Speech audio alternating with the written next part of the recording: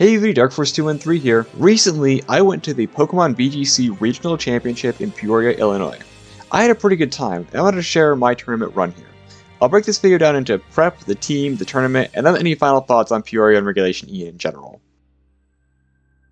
I considered not going to Peoria several times in the wake of Regulation D and a very busy and stressful personal life during September, but I decided to at least wait until the Teal Mask DLC came out before making a final decision. I set out a rough timetable for what I wanted to accomplish in the 3.5 weeks between Teal Mask DLC coming out and Peoria. First, play through the DLC as a casual fan. As much as I love playing competitive Pokemon, I wanted to put all that aside and just enjoy playing a normal Pokemon game again. If you want to know my thoughts on the Teal Mask, let me know in the comments and I can make a video on that. Second, try as many team compositions as possible, see what works and see what's fun. I tried Blizzard Spam, I tried Weezing Slacking, I tried Hearthflame Ogerpon Hyper Offense. I tried Trick Room despite being a terrible Trick Room player. I tried Baxcalibur Snow. I tried whatever the heck this team is. Finally, I built a team that attempted to replicate the Legendary Beasts team that I made during the Spikemuth Cup last year. I have a video on that team as well if you want to check it out. I'll try to find a way to link it around here somewhere. What I think made the team so great was its strong offensive tools backed up by a powerful defensive core, which allowed me to play defensively, figure out what my opponent wanted to do, and then predict and punish when I got to their position. I think I'm at my best when I play like this. I tried all of these different teams to try and feel out what I wanted to do going to Peoria.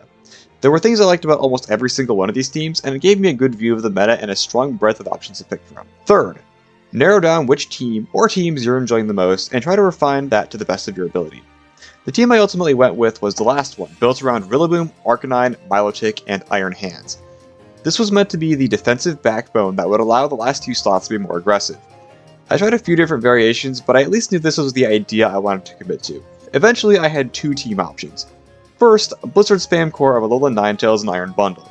Alola Ninetales is somewhat of a comfort pick for me, and I know exactly how it works. And being able to pair it with an incredible ice step in the form of Iron Bundle to send out tons of blizzards seemed perfect. Second, a Tornadus Basculation team looks more like an offensive team with Rillaboom and Arcanine filling out a few pieces of a spinal cord.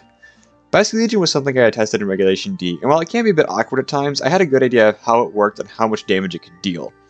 It was pretty reliant on Tornadus getting the team going, but this team certainly could hang. After a ton of testing and a few changes for both variations, I finally decided on what I call Balance Boosting version 2.4, featuring Rillaboom, Arcanine, Iron Hands, Ogerpon, Alola Ninetales, and Iron Bundle. Rillaboom is pretty standard. Assault Vest as the item, Fake Out Grassy Glide U-Turn Woodhammer. Terrifier. I'm not sure what the 212 attack or the 44 special defense is for. I think it was a calc against Frail Specs Fluttermane, but I reran the calcs in writing this video and those are just not what I thought those EDs were for, so your guess is as good as mine. Arcanine has an Agua Fairy, with Will-O-Wisp, Extreme Speed, Flare Blitz, Protect, and Terra Grass as its Terra type. The EV spread was pretty specific. The 228 speed with a Jolly Nature was enough to outspeed Lander's Therian, which didn't really matter because most every single Lando T I fought was Choice Scarf, and my only form of speed control was Icy Wind, which would just KO'd anyway, but I still wanted my Arcanine to be fast. 108 attack was enough to Oko Frill's Fluttermane with Flare Blitz. Funnily enough, I got Agua Fairy to proc a lot when testing on Showdown, but I think it only worked once in Peoria. I'm not sure what other item I would have run though, so it worked out. You might be wondering why I ran Cantonian Arcanine over Hisuian Arcanine. I tested both a lot, running a more offensive Hisuian Arcanine set with Rock Slide over Will-O-Wisp. To me, it was really making a choice between if I wanted to struggle against Iron Hands or Fire types. With Hisuian Arcanine, I had an excellent switch into Fire types. I could hit them with Rock Slide, but it didn't have a single Pokemon that could even 2-hit KO Iron Hands, whereas with normal Arcanine I could just burn it and let it be useless. The Fire types were a problem with Cantonian Arcanine, but since neither Rillaboom nor Alola Ninetales could do anything to them and Terra Grass would screw me up pretty badly, I figured I at least had the tools to deal with those things between Water Ogerpon and Iron Bundle, and I could at least play around those options. My Iron Hand set is a little special. Since Rillaboom already has the Assault Vest, I ran with a Citrus Berry, Protect, Sword Stance, Wild Charge, Drain Punch Fairy, with Terra Grass as the Terra type. The attack commencement was a stat bump, with the remaining 20 EVs going in HP because why not? Sword Stance Iron Hands is not as plug and play as the Assault Vest versions, but there are definitely games where I got off a Sword Stance and was able to just run through my opponent's entire team. I considered changing Iron Hands as Terra type at the last minute, but I figured it would be better sticking out with what I had practiced with. Water Ogerpon was my choice over Milotic in the end because Milotic felt a little too passive. Ivy Cudgel, Horn Leech, Spiky Shield follow me. I don't remember what the 212 Adamant Nature was for, but it was probably something to do with Fluttermane. I don't think I properly played around Ogerpon that well, but I feel like it was helpful for the team for the most part. Alola Ninetales was another one of those super standard Pokemon. Light Clay, Moonblast, Blizzard, Aurora Veil Protect. Terra Water, and max special attack and speed. Not much to say here. It sets up Aurora Veil, does some damage, and then dies so something more useful can get in behind the Aurora Veil. Iron Bundle is also freestanding. Booster Energy, Icy Wind, Protect, Hydro Pump, Freeze Dry, Terra Ghost. Being the only form of speed control I had with a lot of pressure on it, and missing Hydro Pumps was one of my biggest gripes with it in practice, but there's no denying it's amazing in the right situations. I also want to point out how high Iron Bundle's defense stat gets when you have both an Aurora Veil and Hail up. It just does not take any physical damage. It's awesome. The gameplay of the team is all about positioning. It's about playing a little bit more defensively and getting into a position where to be able to deal big damage when the time is right. There's nothing really fancy about it, but it worked out really well for me in practice. I feel like I'm really good in more drawn-out games where I can survive the first couple turns and get an idea for what my opponent wants to do before being able to punish them for it. That's not to say I can't play more aggressive early on, but I feel like I play best when I have the option to take hits when I can, then play defensively when I can't.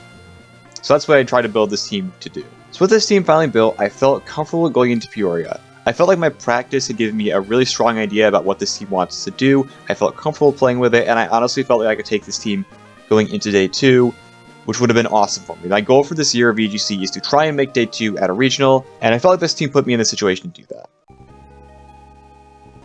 I arrived in Peoria at 4 PM, checked into my hotel, and then went to the venue.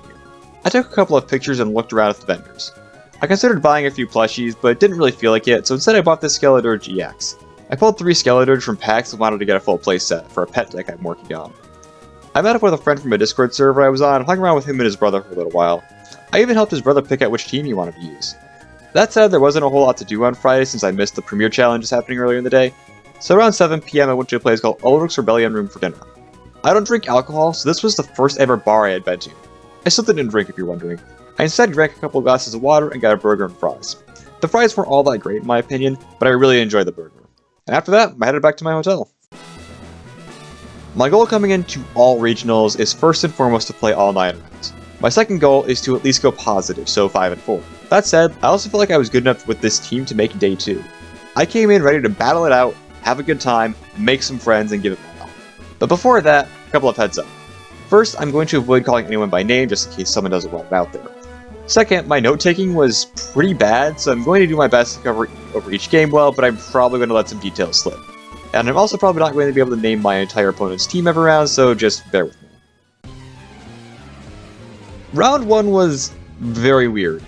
My opponent got to our table a little bit late, got his team sheet a little bit late, and then when we tried to battle, he was hit with the "one or more of your Pokemon is ineligible for battle" message. Fun! We must have called over half the judge staff, and nobody seemed to know what to do. Eventually, he was given a round 1 loss and was taken to the judges table, which means a free win for me. We take those, I guess. I never did learn exactly what the problem was. My only guess is that he said he got his Regieleki from the GTS, so it might have been hacked, but I didn't see that he was able to finish out the day, so good for him. Round 2, I was fighting a team with a Trick Room mode.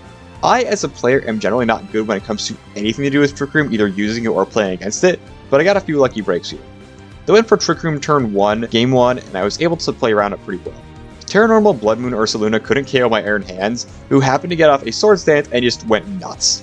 Game 2, they opted not to go for Trick Room, leading with Rillaboom and Ogre Paw, getting off their own Sword Stance and KOing my Iron Hands with Ivy Cudgel.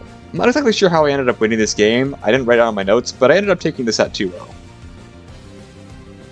This is a team that really hates snow. Tornadoes might have some counterplay to stop snow in general, but most of the team really doesn't like taking ice type attacks. I'd love to tell you what happened this match, because Empoleon was a bit difficult to deal with, but I have in my notes that a +2 Drain Punch from Iron Hands can 2-hit KO Lando T during game 1, despite recording not bringing Iron Hands to the game. All you need to know is it was another clean 2-0. I was using the slower pace of the team to pick up KOs when I could afford to, and so far it was working out. Round 4 was actually a surprise for me. I got to fight someone I knew from the r/VGC Discord server. I don't really spend much time there anymore, but it was nice to get to see them in person. Anyway, they were playing a Trick Room team with Scarf Staraptor on it, which was crazy. I made a great read on him switching it out for Torkoal in game 1, but it wasn't enough and I still got beat by Torkoal and Ursaluna. Game 2, I just did not play well. He led Frigoraph and Staraptor again in game 2, and I predicted that he wouldn't keep it in again, and I got punished for it. A couple of not so great plays later, and I was handed my first match loss of the day. This was honestly one of my favorite matches of the entire tournament. My opponent had been someone I had talked to a few rounds earlier, and also had been sitting 2 tables away from me during round 1. I'm happy to say I made a new friend during this match, and it was a lot of fun to play against them. As far as the match went, this honestly felt like the team I had been preparing to fight all tournament. It was a pretty clean 2-0. At this point, I was feeling really good. I was 4-1 and just needed to win one more match to go positive. I also felt like I had a good shot to make day 2 at that point, although I knew I would have still to fight for it. 4 rounds to go, let's do this. Round 6, I was up against another friend from a Discord server, this time from my home state of Michigan. To summarize this match, I got annihilated. It turns out that my team is really bad against Terra, Fairy, Annihilate. Game 1, I was able to take it out with a Moonblast plus Hydro Pump combo, but as soon as I figured out all they had to do was terastallize Annihilate but not let it get burned by Arcanine, it was GG. Replace that Annihilate with something else like King Gambit, another Defiant user, and I probably win the match. Still, I can't be too mad, and it was really nice meeting someone I had previously only known through the Michigan VGC and TCG Discord server. We hung out between rounds every round after that, so it was a good time. This round was interesting, for all the wrong reasons. Weezing was an interesting Pokemon. I felt like I could play through it, and honestly, it felt like I played this game near perfectly, but Lady Luck was just not on my side. Seriously, I had some of the worst luck this round I've ever had in a best of 3. To give you an example, in Game 2, I had my Iron Bundle and Arcanine out against Qianpao and Weezing. Pretty easy play here. I'll just use Icy Wind to slow down the Qianpao and break Sash, and it missed. Which means I could then hit my Iron Bundle with a critical Sacred Sword to take it out, and it's still around now. Okay, it's fine, I can work around that. I'll just send out Rillaboom. Opponent had a good Terra Ghost read the next turn, so I couldn't pick it up with extreme speed. We're still fine. Now we'll terastallize my Rillaboom into a Fire type to survive the Icicle Crash and use Grassy Glide to... Oh, I flinched. Guess I'll die then. On the bright side, I feel like I did play the set very well. I just had really bad luck. I made a pretty big mistake here by not bringing a little Ninetales and focusing on snow stuff here. Instead, I decided to focus on Sword Stand's Iron Hands against the Haze Milotic. I brought the Snow Core Game 1 and thought I could get in a good position, but I was just always behind and slowly bleeding. Game 2 wasn't much different. The only thing I wrote down was I should have brought Arcanine. Really, this was just a miserable game to play. This game was much like Round 8. Once again, I forsook my little Ninetales when I really shouldn't have, and I messed up in a lot of key ways. I feel like I was making pretty decent reads, and then I just didn't act on them. I kept second guessing myself, and when I failed to tear my Iron Hands to survive off Rigoraph Psychic or Trick Room in Game 2, I knew it was over. I started out my day going 4-1, but sadly finished at 4-5, failing to go at least positive. I don't know what happened after round 7, but I was just not the same player in rounds 8 and 9 as I was for the first 7 rounds. I feel like I just forgot what made my team good and was playing scared, and I'm not really sure why. I didn't feel particularly fatigued or upset, or even any serious pressure for the potential of not going positive. I can't say I'm not disappointed in my results, but I think it proves a few things. First, starting out 4-1 I think absolutely proves that I had the potential to make day 2. I played very well in the first 7 games for the most part. Second, I think ending the day 0-4 is a good justification for taking a break from VGC that I've wanted for a while. That said, I'm still really happy I went. It was completely worth it. I really enjoyed making new friends, meeting up with people I'd only met online previously, and getting to play VGC in person. I ended the day by going to Arby's with a friend, and then went back to my hotel to watch the Michigan Wolverines in Dumpster, Minnesota in football. I didn't even go to the venue on Sunday. I considered going to pick up the promotional mat and TCG promo card that I only found out you could get from online friends on Saturday night, or to buy a plush, but I just wanted to go home. I was feeling tired and wanted to relax in my own house. I ate breakfast at the hotel, finished packing, and headed out. And that's it. That's my adventure at Peoria.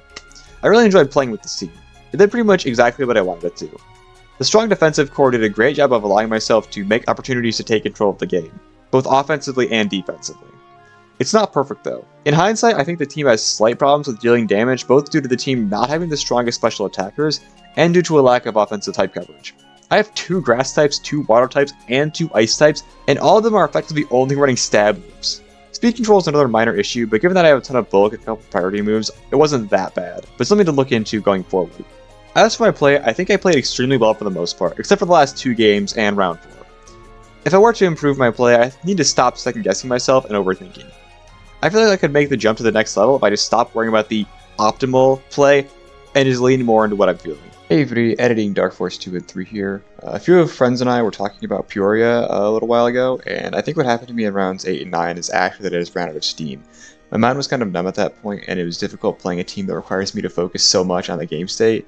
I feel like the team I'm running focuses very heavily on analyzing the game state properly and predicting what my opponent is doing, and playing that for 9 rounds of VGC is really difficult, so I think I just kind of wore myself out and was just really not in a great state to play in rounds 8 and 9, so something else to improve could be just my stamina and consistency.